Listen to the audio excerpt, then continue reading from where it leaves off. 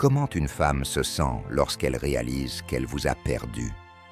D'accord, imaginez ceci.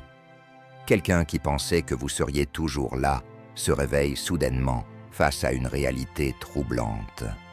Vous êtes parti, définitivement. Ce n'est pas seulement une question de manque, mais une prise de conscience brutale qui la bouleverse profondément. Elle commence à voir tout ce qu'elle tenait pour acquis, votre attitude, l'énergie que vous apportiez et la valeur que vous ajoutiez à sa vie. C'est bien plus qu'un simple regret. C'est la réalisation douloureuse que certaines pertes sont irréversibles. Et voici le point clé. Comprendre ce qu'elle traverse dans ces moments-là peut complètement changer la façon dont vous percevez votre propre valeur et la manière dont vous envisagez votre avenir. Maintenant, réfléchissez à ceci. La philosophie stoïcienne, qui nous enseigne à nous concentrer sur ce que nous pouvons contrôler et à lâcher prise sur ce que nous ne pouvons pas, a beaucoup à dire sur des situations comme celle-ci. Elle nous rappelle que, même si nous ne pouvons pas empêcher le cours naturel de la vie et des pertes, nous avons le pouvoir de contrôler notre réaction. La manière dont nous affrontons les défis, dont nous choisissons d'apprendre et de grandir à partir d'eux. C'est cet état d'esprit qui peut non seulement vous aider à mieux comprendre ce qu'elle ressent, mais aussi à avancer avec force et clarté, peu importe ce que la vie met sur votre chemin. Alors, restez avec moi, car ce que nous allons explorer ensemble pourrait changer à jamais la façon dont vous vous percevez. Salut, c'est Lucas. Je suis ici pour vous aider à développer un état d'esprit stoïque, afin de maîtriser vos relations avec les femmes et de prendre le contrôle de votre vie amoureuse. Si vous êtes prêt à passer au niveau supérieur, abonnez-vous dès maintenant. Parlons de la première phase, le choc et le déni.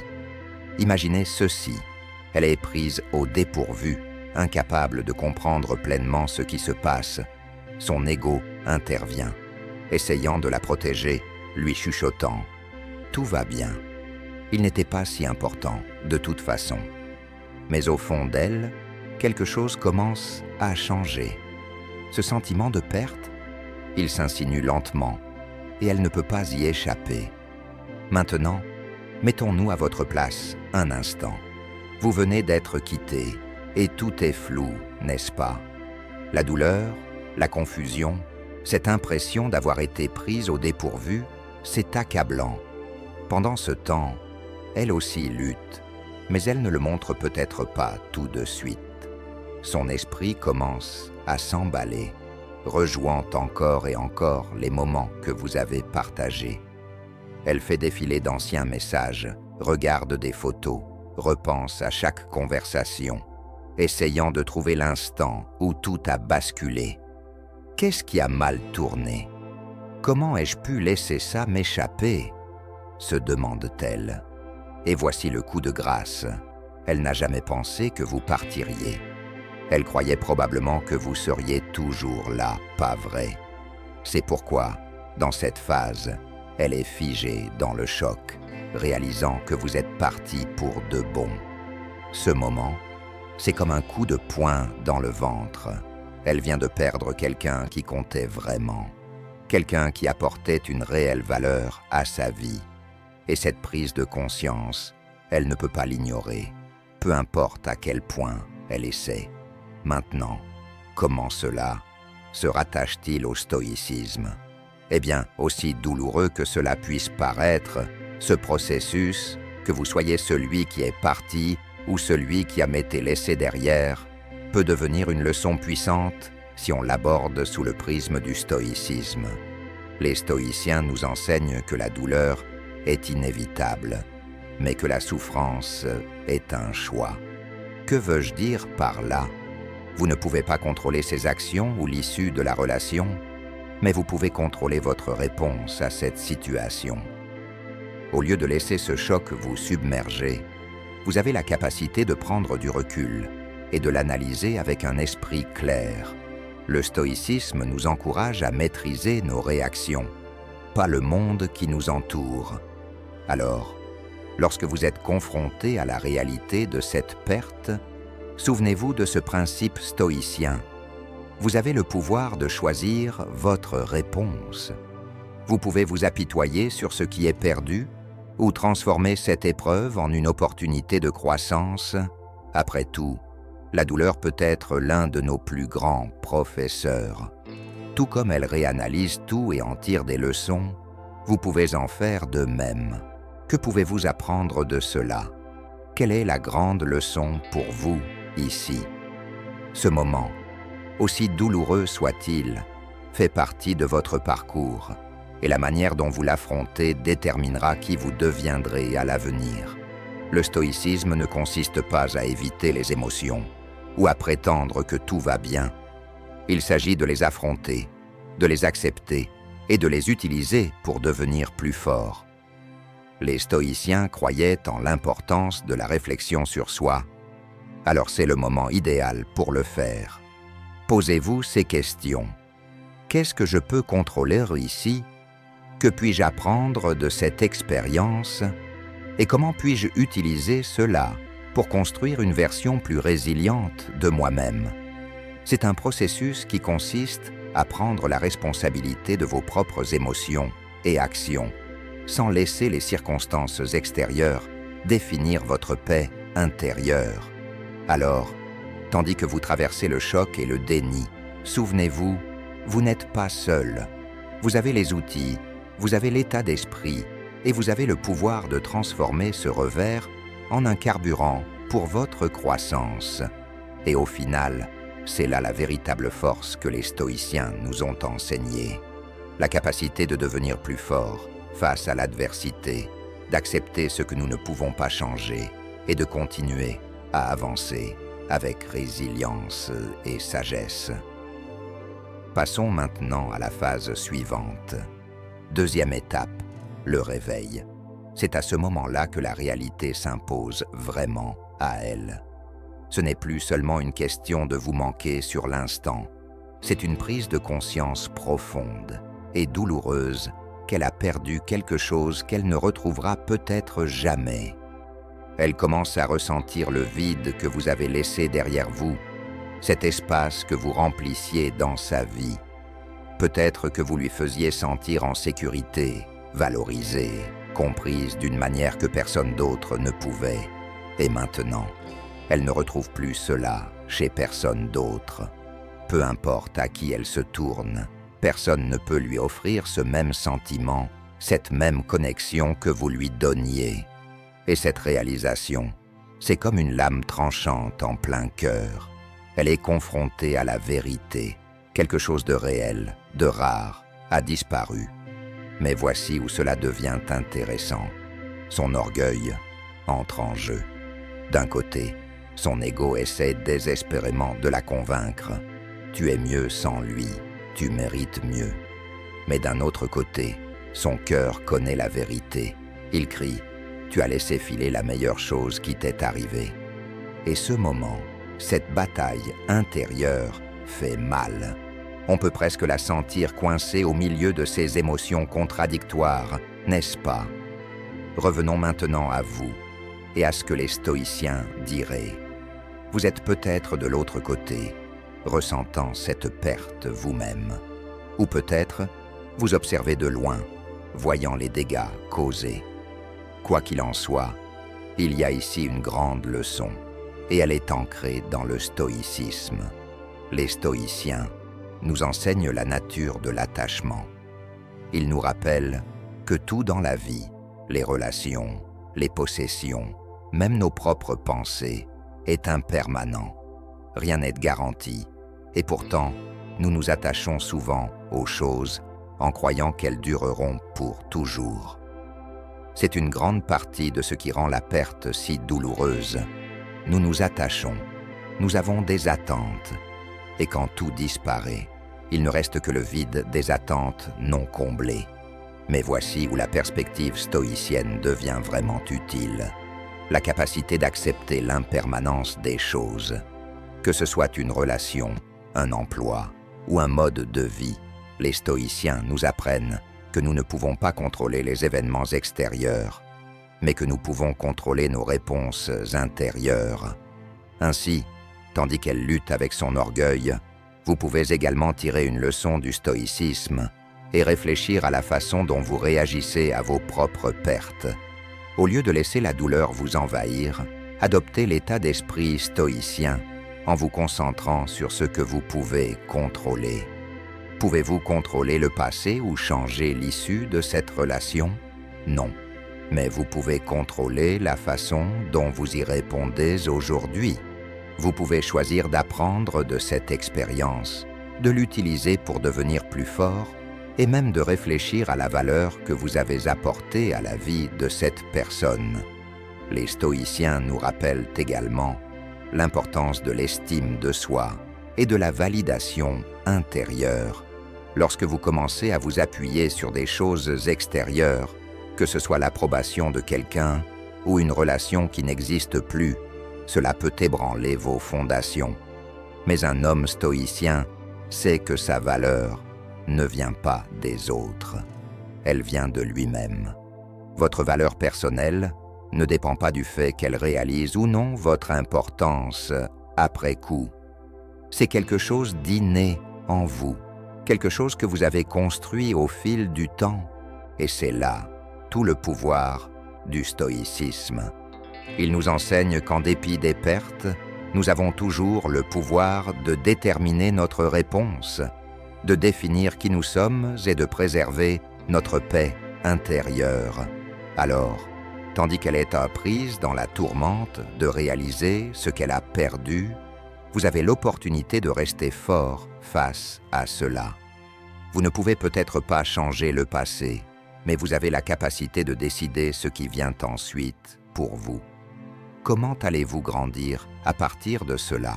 Comment utiliserez-vous cette douleur pour affiner votre concentration, approfondir votre conscience de vous-même et continuer à avancer avec force? C'est là que l'état d'esprit stoïcien s'exprime pleinement.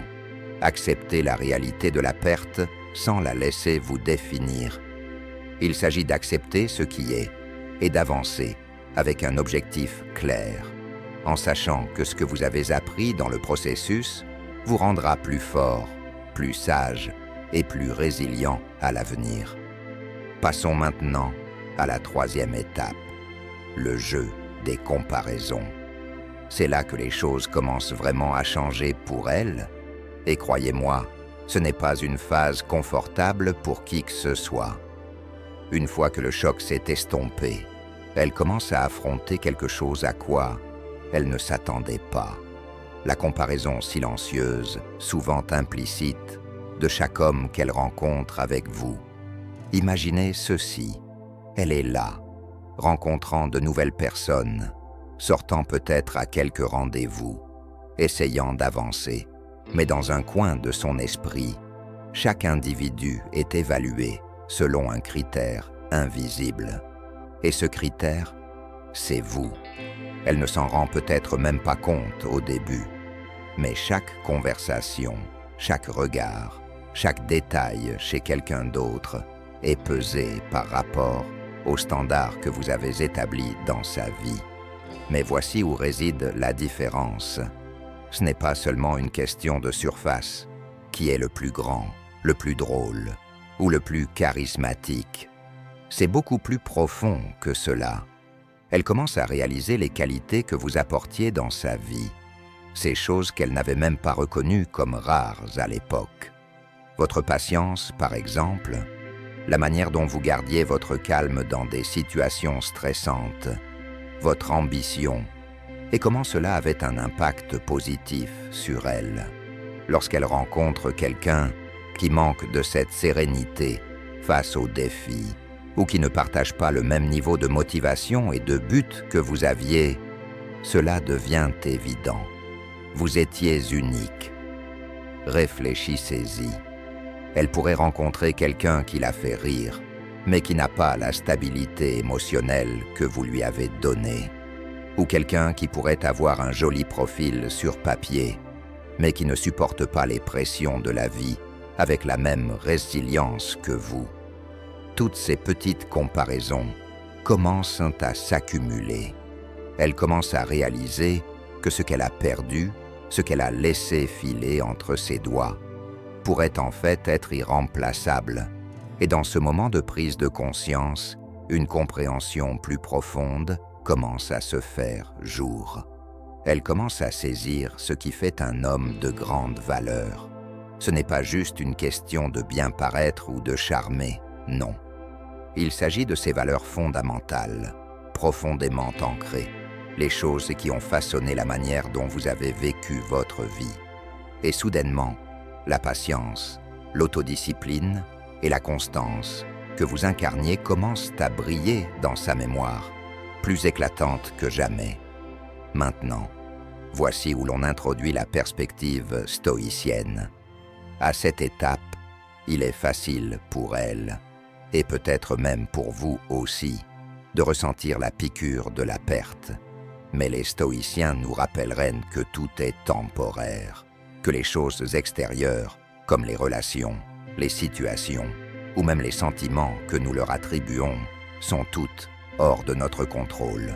Ce que nous pouvons contrôler, cependant, c'est la façon dont nous réagissons et comment nous nous comportons face au changement. Pensez à l'enseignement stoïcien de la mort fati, l'amour du destin. Les stoïciens nous enseignent que nous ne devons pas pleurer ce que nous avons perdu, mais plutôt l'accepter comme faisant partie du chemin sur lequel nous nous trouvons. Cela ne signifie pas que nous ne ressentons pas la perte ou que c'est facile, mais nous pouvons choisir de voir chaque expérience, chaque changement, chaque moment de regret comme une partie de notre évolution. Pour vous, en tant qu'homme de grande valeur, il s'agit de comprendre que votre valeur ne repose pas sur sa reconnaissance, ni sur ses comparaisons. Votre valeur réside dans les principes que vous suivez, la constance que vous montrez, la patience que vous exprimez et la force que vous dégagez dans les moments difficiles. Les stoïciens vous diraient mais que la véritable mesure d'un homme n'est pas comment les autres le perçoivent, mais comment il se comporte lorsque personne ne le regarde. Et pour elle, à mesure qu'elle traverse cette phase de comparaison, les stoïciens suggéreraient que cela soit une opportunité d'introspection. Elle commence à voir à quoi ressemble un véritable homme de grande valeur. Et cette prise de conscience est une leçon d'humilité. C'est aussi un enseignement pour elle. Les qualités qu'elle reconnaît maintenant comme précieuses ne lui étaient pas toujours claires lorsqu'elles étaient présentes dans votre vie. Mais c'est ça, la puissance de la perspective, n'est-ce pas? Au fur et à mesure qu'elle vous compare aux autres, elle commence à réaliser que les qualités que vous apportiez dans sa vie n'étaient pas seulement des choses qui la faisaient se sentir bien. Elles étaient des éléments qui l'aidaient à grandir, qui la défiaient, qui la rendaient meilleure. Et ça, mes amis, c'est quelque chose que personne d'autre ne peut offrir s'il ne possède pas les mêmes valeurs fondamentales. Alors, quelle est la leçon ici? Eh bien, c'est simple. Que vous soyez celui qui est comparé ou celui qui fait la comparaison, il y a une leçon pour vous deux. L'état d'esprit stoïcien nous enseigne que la véritable valeur vient de l'intérieur. Vous définissez votre propre valeur par les principes auxquels vous adhérez. Et aucune validation extérieure ne peut changer cela. Quand vous comprenez cela, peu importe combien de fois elle vous compare à d'autres, vous êtes solide dans qui vous êtes. Et vous savez que personne d'autre ne peut offrir la même profondeur, la même constance ou les mêmes valeurs que vous. Au final, ce jeu de comparaison est plus qu'un simple reflet de ce qui a été perdu. C'est une opportunité de croissance pour elle, qui voit maintenant les qualités irremplaçables que vous avez apportées dans sa vie, et pour vous, qui pouvez utiliser ce temps pour renforcer votre propre détermination et vous concentrer sur ce qui compte réellement. Phase 4. Regret et introspection.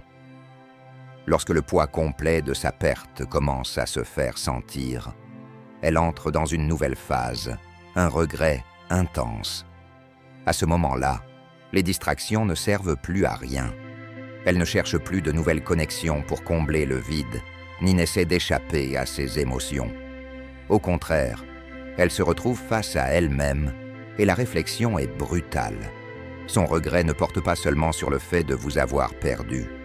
Il concerne aussi la version d'elle-même qui était en harmonie avec quelqu'un d'aussi ancré que vous. Elle commence à remettre en question ses choix, ce qu'elle a dit, ce qu'elle a fait, et même ce qu'elle valorisait.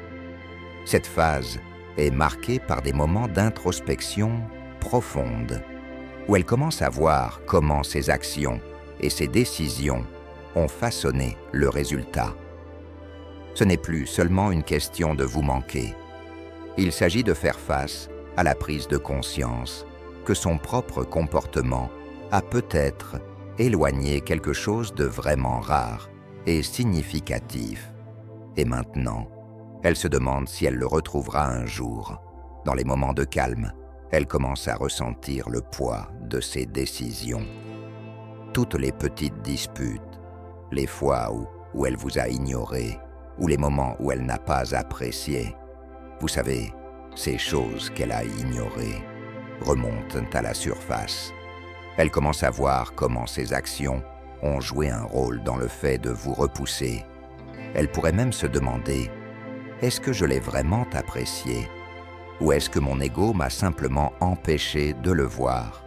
Cette prise de conscience n'est pas facile.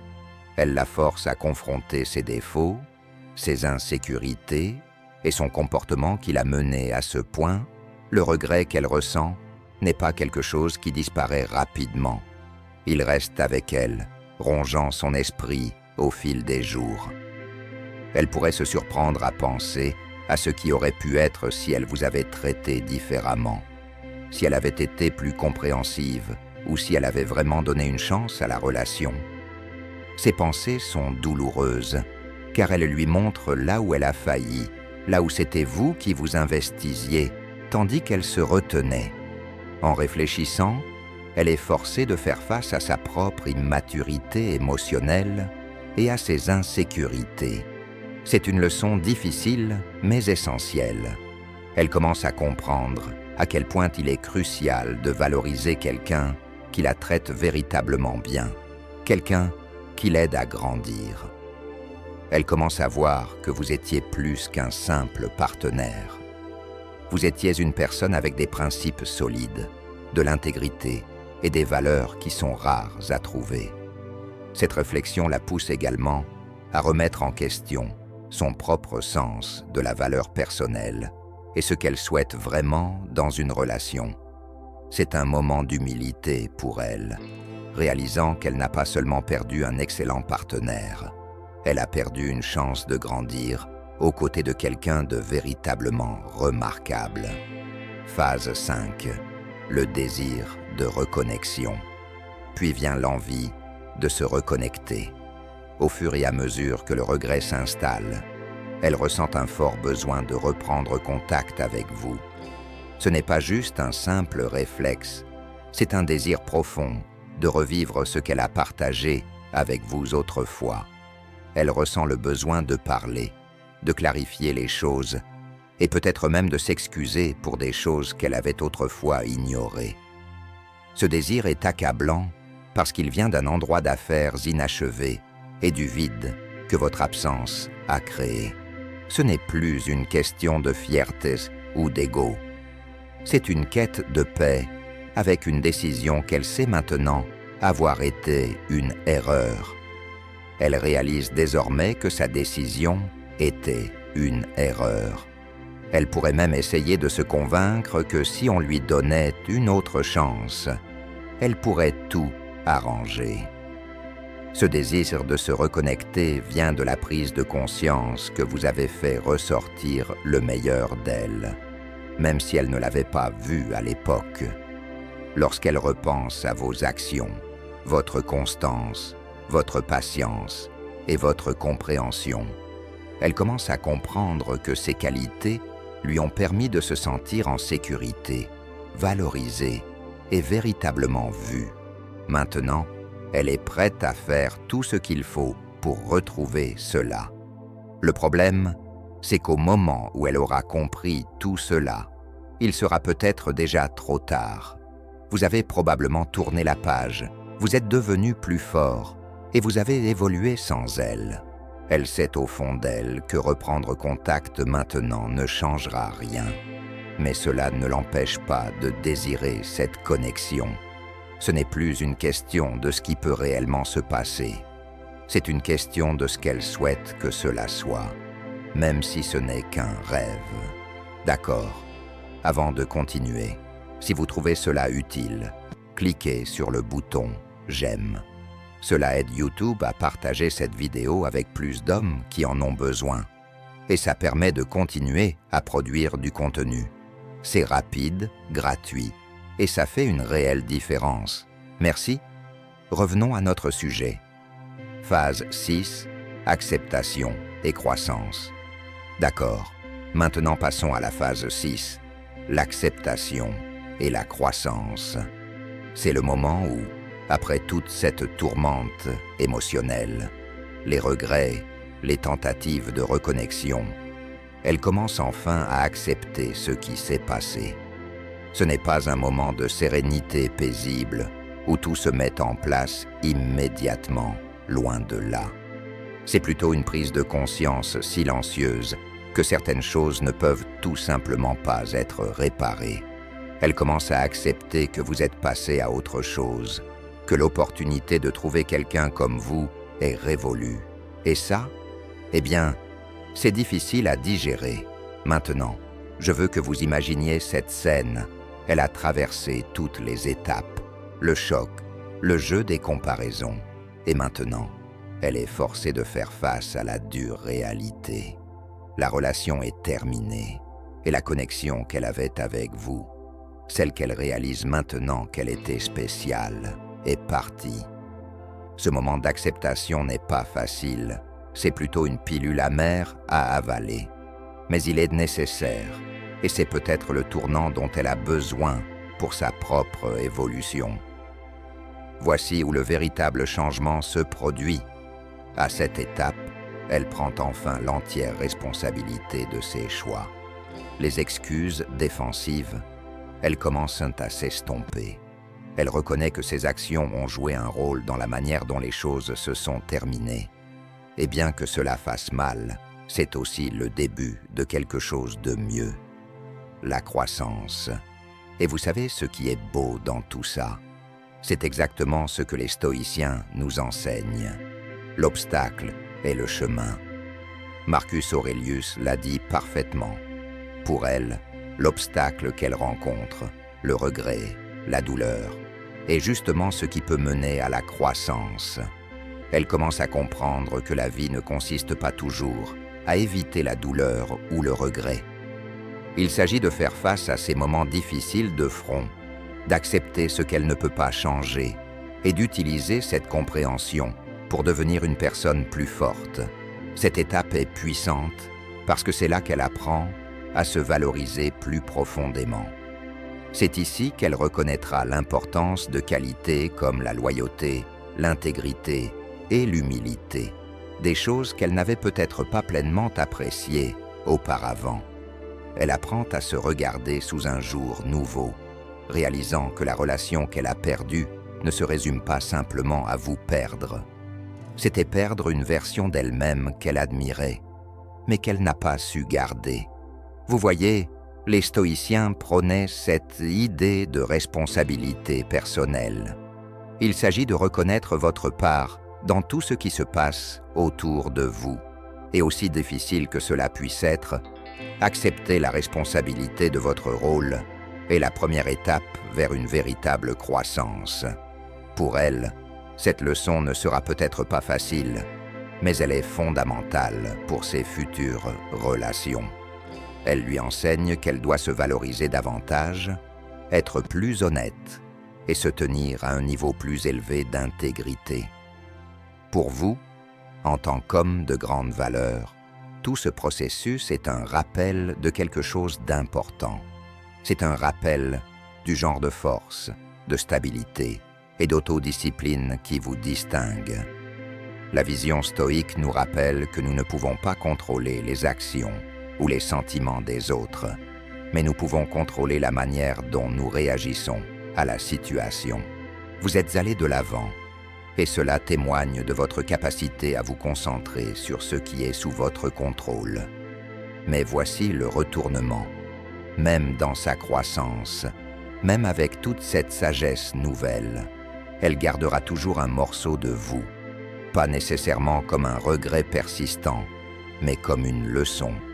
Elle se souviendra de vous, pas seulement comme une personne de son passé, mais comme une leçon vivante et respirante de ce que signifie véritablement être une personne de valeur. C'est ici que sa croissance commence à poser les bases pour de meilleures choses dans son avenir. Elle reconnaîtra que les qualités rares que vous avez apportées dans sa vie, des qualités qu'elle négligeait auparavant, sont exactement ce qu'elle doit chercher en elle-même et chez les autres. Ce voyage, aussi douloureux qu'il ait été, l'a façonné. Et c'est un rappel que la croissance vient souvent à travers les difficultés, comme les stoïciens nous l'ont enseigné. Et vous, vous êtes la leçon. Vous êtes la norme qu'elle n'oubliera jamais. Pas à cause de votre apparence ou de ce que vous avez fait pour elle, mais à cause de la force et du caractère que vous avez montré, même quand les choses n'étaient pas faciles. Vous avez élevé la barre de ce que signifie être un homme de valeur, et maintenant, elle n'a d'autre choix que d'en tirer des leçons. Alors, à tous ceux qui écoutent, laissez-moi vous rappeler ceci. Parfois, les moments les plus difficiles sont ceux qui nous enseignent le plus. Il s'agit d'accepter ce que nous ne pouvons pas contrôler, de prendre la responsabilité de nos actions et de nous accorder l'espace nécessaire pour grandir. C'est ça, la voie stoïque. Et au final, peu importe le temps qui passe, les leçons que nous laissons derrière nous sont souvent ce que nous offrons de plus précieux aux autres. Étape 7. Les rappels persistants. Une fois qu'elle commence à accepter qu'elle vous a perdu, elle est confrontée à de nombreux rappels de ce qui était. Ces rappels ne se limitent pas aux vieilles photos ou aux activités que vous faisiez ensemble. Ils se glissent dans la vie quotidienne, de manière qu'elle n'avait pas anticipée. Cela pourrait être une chanson à la radio que vous aimiez tous les deux, ou un parfum qui la ramène à un moment spécial passé avec vous. Même des choses simples, comme passer devant un endroit où vous alliez, ou entendre quelqu'un mentionner un livre que vous lui aviez recommandé, peuvent raviver une vague d'émotions. Ces rappels sont partout, comme des échos silencieux du passé, qui lui rappellent constamment l'impact que vous avez eu sur sa vie.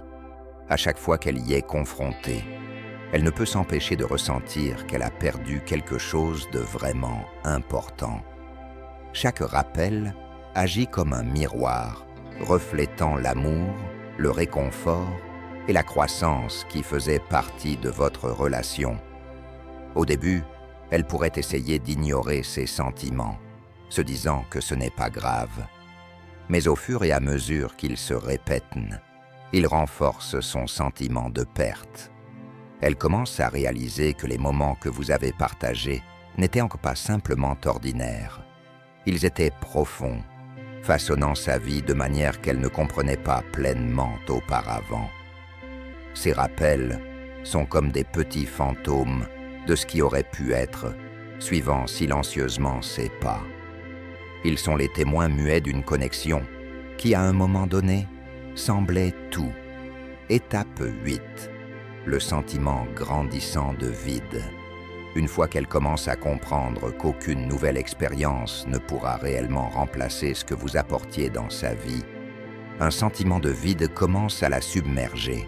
Ce n'est pas juste de la solitude, c'est un vide plus profond, celui qui provient de la perte de quelqu'un qui la comprenait vraiment.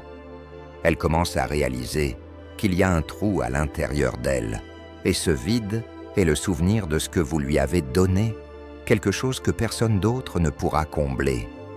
Ce n'est pas simplement qu'elle vous manque en tant que personne, c'est qu'elle regrette la manière dont vous la faisiez se sentir, vue, valorisée et respectée. Elle commence à essayer de combler ce vide en se distrayant. Elle pourrait se lancer dans de nouveaux hobbies ou même essayer de rencontrer de nouvelles personnes, pensant que cela pourrait l'aider. Mais à chaque nouvelle tentative, elle ressent toujours ce même sentiment de vide. Chaque fois qu'elle tente de remplacer ce qu'elle a perdu, elle se rend compte que rien ne fonctionne vraiment. Le vide est toujours là, comme un rappel silencieux de la connexion unique que vous partagiez.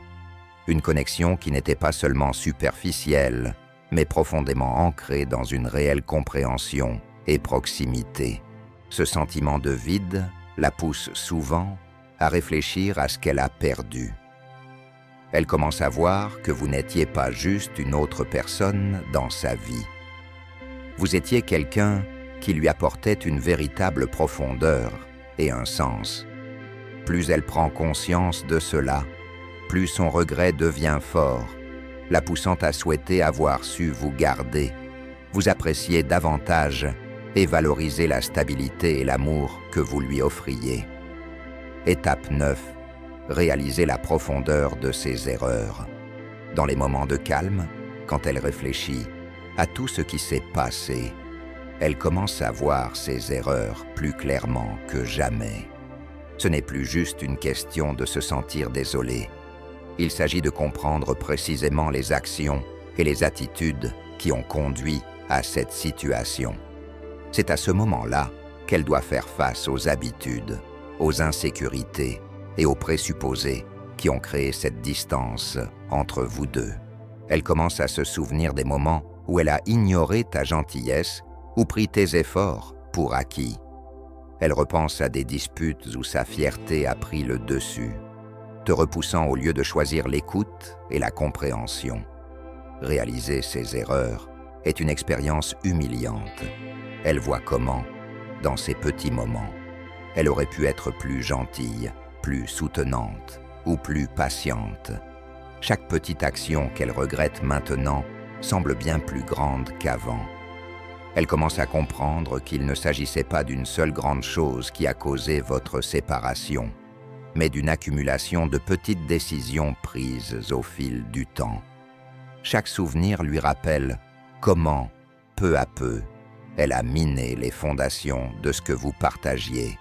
Cette phase est difficile parce qu'elle la force à prendre ses responsabilités pour des choses qu'elle avait peut-être évitées jusque-là. Elle doit admettre qu'une partie de la perte qu'elle ressent est due à ses propres actions et décisions. En acceptant cela, elle réalise que tes qualités, ta patience, ta compréhension et ta loyauté étaient rares. Et ne pas nourrir ces qualités en toi a été une grosse erreur de sa part. Étape 10. Le désir de s'améliorer. Après toute cette introspection et la prise de conscience de ses erreurs, elle commence à ressentir un véritable besoin de s'améliorer. Te perdre a déclenché un changement en elle, lui montrant que certains comportements et habitudes l'empêchèrent de vivre une connexion plus profonde et plus significative. Ce n'est pas une étape facile dans son parcours. C'est inconfortable parce qu'elle doit affronter des aspects d'elle-même qu'elle avait ignorés ou pour lesquels elle s'était trouvé des excuses. Elle pourrait réaliser qu'elle doit s'améliorer dans des domaines comme la communication, la confiance envers les autres, ou même apprendre à laisser tomber sa fierté quand elle se met en travers de ce qui compte vraiment. Ce désir de s'améliorer la pousse à chercher de l'aide, que ce soit en lisant des livres de développement personnel, en allant en thérapie ou en demandant des conseils à des amis. Elle est désormais motivée par la compréhension que si elle ne change pas, elle pourrait perdre encore d'autres relations importantes à l'avenir. Alors qu'auparavant, elle pouvait ignorer ses problèmes, te perdre a été le signal d'alarme qu'elle attendait pour les affronter directement. Son désir de grandir vient de l'espoir qu'un jour, elle puisse à nouveau vivre cette connexion profonde, comme celle qu'elle avait avec toi. Elle sait qu'elle ne peut pas réparer le passé, mais cette phase lui donne l'opportunité de travailler pour un avenir meilleur. C'est une manière pour elle d'honorer ce que tu as apporté dans sa vie. Elle réalise que les relations de grande valeur nécessitent des qualités de grande valeur pour prospérer. Et si elle veut quelqu'un comme toi dans sa vie, à nouveau, elle doit d'abord devenir quelqu'un qui valorise et nourrit ses qualités. C'est le chemin qu'elle emprunte maintenant.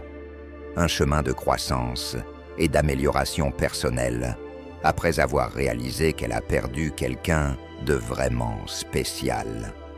Ton impact, simplement en étant toi-même et en vivant selon tes valeurs, lui a enseigné une leçon puissante. Si cette réflexion t'a été utile, n'oublie pas de liker et de t'abonner pour plus de contenu sur le stoïcisme, les relations et la croissance personnelle. Laisse un commentaire ci-dessous pour nous dire ce qui t'a le plus marqué. Nous serions ravis d'entendre tes pensées. Merci de regarder et souviens-toi de rester ancré